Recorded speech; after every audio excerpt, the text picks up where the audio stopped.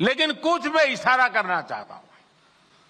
जैसे मेरा सुझाव है कि हमारी कोऑपरेटिव एक लिस्ट बनाए कि कौन कौन सी चीजें ऐसी हैं जो आज हम बाहर से लाते हैं, विदेशों से लाते हैं, अब हम इंपोर्ट नहीं करेंगे। सहकारी क्षेत्र इसमें क्या कर सकता है? उनके लिए देश में ही एक सपोर्ट सिस्टम हमें बनाना है। ये जिम्मेदारी सहकारी संस्थाएं बहुत आसानी से ले सकती हैं।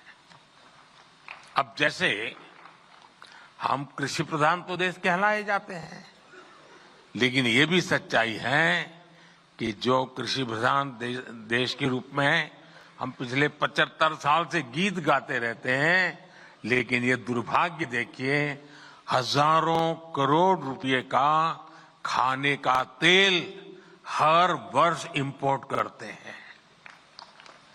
खाने के तेल में हम आत्मनिर्भर कैसे हो? इसी मिट्टी में पैदा हुआ तिलहन, उससे निकला हुआ तेल हमारे नागरिकों के जीवन को अधिक ताकत दे सकता है। और इसके लिए अगर मेरे सहकार क्षेत्र के साथी काम न करे तो कौन करेगा? मैं सही कह रहा हूं कि नहीं कह रहा हूं? आप ही करेंगे ना? करना चाहिए ना? हमें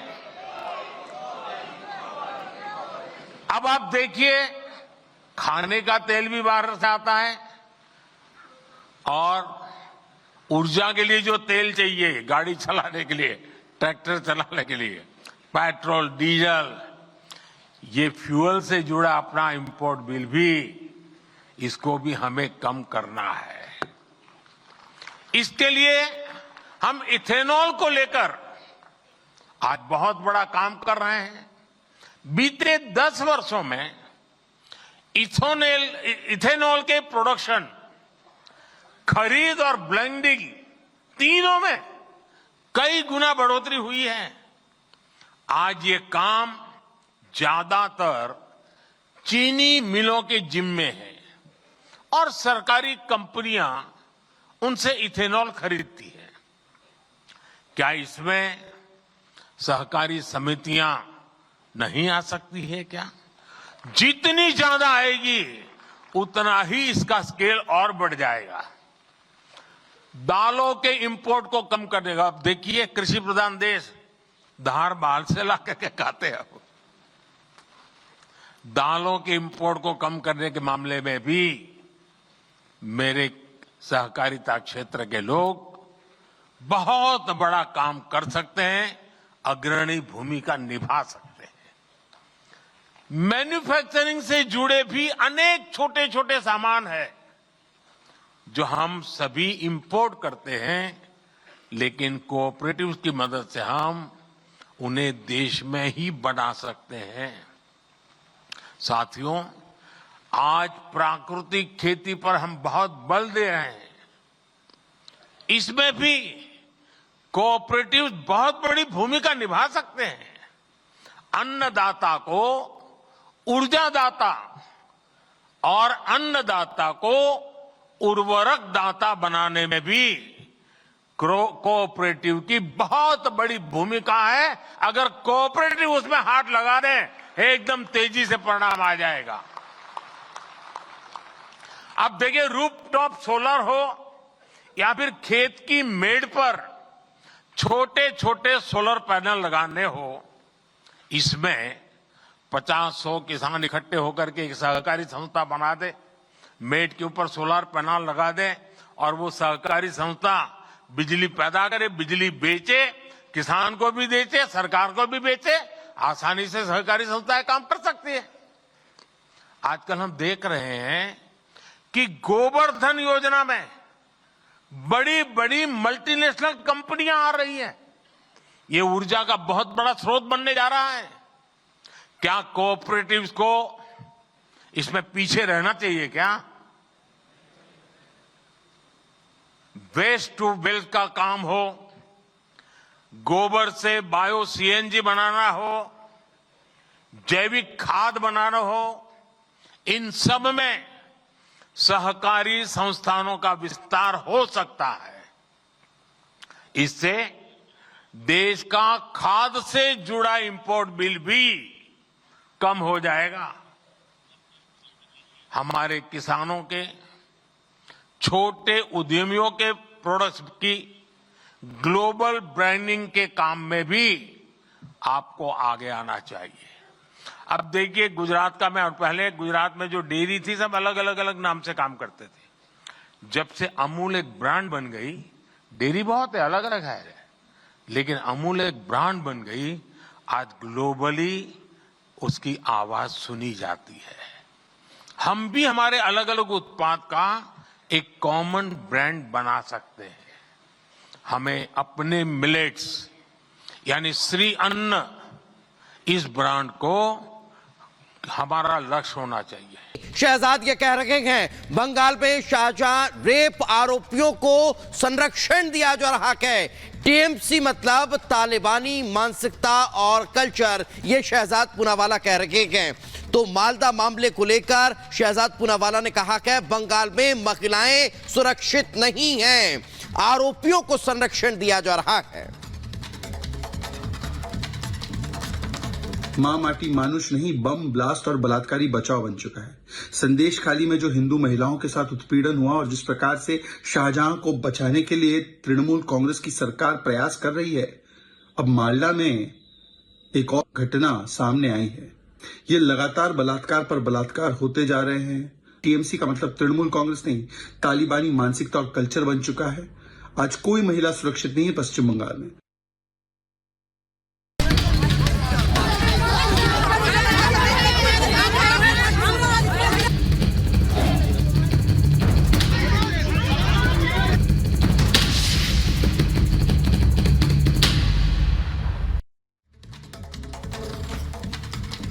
तो किस कदर महिलाओं संग अपराध बढ़ रहे हैं पश्चिम बंगाल में। अब बात करते हैं संदेश खाली की। संदेश खाली में टीएमसी नेता के अत्याचार से पीड़ित महिलाओं का आक्रोश देखने को मिला और यहां पर सड़क पर महिलाएं उतरी। महिलाओं ने ममता सरकार के खिलाफ जमकर विरोध प्रदर्शन किया, नारेबाजी की और पुलिस के खिलाफ नारे लगाए। और इस बीच एक और ये बड़ी अपडेट आ रही है संदेश खाली से जुड़ी। संदेश खाली पहुंचे एनएचआरसी की टीम। ये बड़ा अपडेट सामने आया है, पीड़िताओं से बात कर रही है एनएचआरसी की टीम। संदेश खाली पहुंच चुकी है एनएचआरसी की टीम क्योंकि नोटिस दिया गया था और अब पीड़िताओं से बातचीत कर रही है। ये संदेश खाली पहुंची है एनएचआरसी की टीम जो लगातार जांच पड़ताल में अब आगे जुटेगी। हालांकि अब पीड़िताओं से बात करने के लिए पहुंची है। लगातार ये देखा जा रहा है कि महिलाएं विरोध प्रदर्शन कर रही है ममता सरकार के खिलाफ और दूसरी तरफ शाहजहां शेख के खिलाफ जो आरोप लगे हैं उसको लेकर गिरफ्तारी की मांग भी की जा रही है। और अब ये फिलहाल तस्वीर हम आपको दिखा रहे हैं, एनएचआरसी की टीम पहुंच चुकी है यहां पर। अब पीड़ित महिलाओं से बातचीत कर रही है एनएचआरसी की टीम। तो कल भी संदेश खाली गई थी एनएचआरसी की टीम और पीड़िताओं और परिवार से बातचीत लगातार जारी है। तो बिल्कुल सीधा आप चलेंगे, आपको ले चलेंगे ग्राउंड जीरो पर। हमारे सहयोगी मीनाक्षी इस वक्त जुड़ी हुई है। मीनाक्षी, मानवाधिकार की टीम आज एक बार फिर से संदेश खाली पहुंची और यह तय है जिस तरह से संदेश खाली में हर एक शख्स के अधिकारों का हनन किया गया, अब उस पर परत दर परत पर्दा हटने की तैयारी और लगातार वो सिलसिला जारी है जिससे हर एक सच सामने आ सके। मीनाक्षी, बिल्कुल हर एक सच सामने आ सके। एनएचआरसी की टीम शुक्रवार को ही पहुंच गई थी। 6 सदस्यीय टीम थी और जिसे लीड कर रही थी विजया भारती सयानी। हालांकि जिला खाली गई हुई अपनी टीम के 3 सदस्यों के साथ।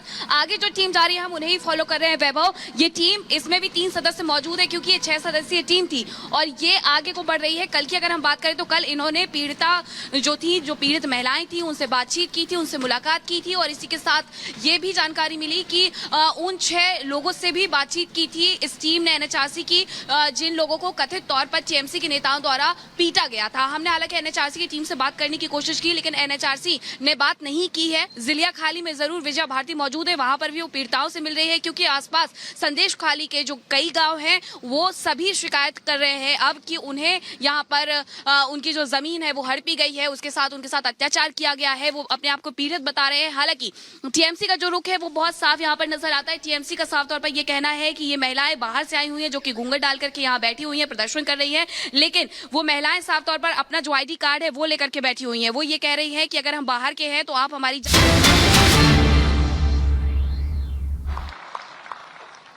साथियों, सहकारिता भारत के लिए बहुत प्राचीन व्यवस्था है।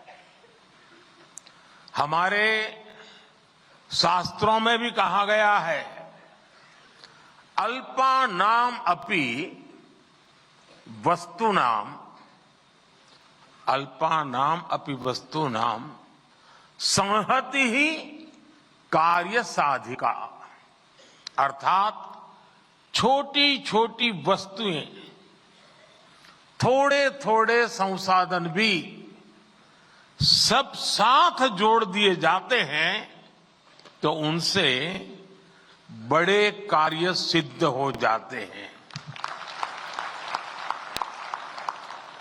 प्राचीन ग्राम अर्थव्यवस्था में सहकार की यही स्वतंत्र स्वतः स्फूर्त व्यवस्था काम करती रही है। सहकार ही हमारे आत्मनिर्भर समाज का आधार हुआ करती थी। सहकारिता केवल व्यवस्था नहीं है, सहकारिता एक भावना है, सहकारिता एक स्पिरिट है। सहकारिता के ये स्पिरिट कई बार व्यवस्थाओं और संसाधनों की सीमाओं से परे आश्चर्यजनक परिणाम देते हैं। सहकार जीवन यापन से जुड़ी एक सामान्य व्यवस्था को बड़ी औद्योगिक क्षमता में बदल सकता है। ये देश की अर्थव्यवस्था के, खासकर ग्रामीण और कृषि से जुड़ी अर्थव्यवस्था के कायाकल्प का एक प्रामाणिक तरीका है। एक अलग मंत्रालय के जरिए हम देश के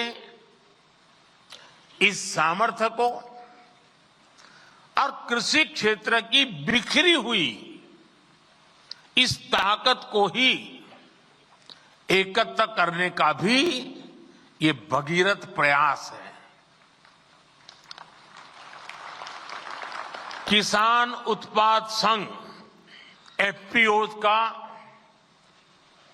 एक बहुत ही महत्वपूर्ण उदाहरण हमारे सामने है। एफपीओज के माध्यम से आज गांव के छोटे किसान भी उद्यमी बन रहे हैं, अपने उत्पादों को विदेशों तक निर्यात कर रहे हैं। हमने देश में 10,000 एफपीओज बनाने का लक्ष्य रखा था। एक अलग सहकारिता मंत्रालय होने के उसका नतीजा ये है कि देश में 8,000 एफपीओज का गठन ऑलरेडी हो चुका है, कार्यरत हो चुके हैं। कई एफपीओज की सक्सेस स्टोरी की चर्चा आज देश के बाहर भी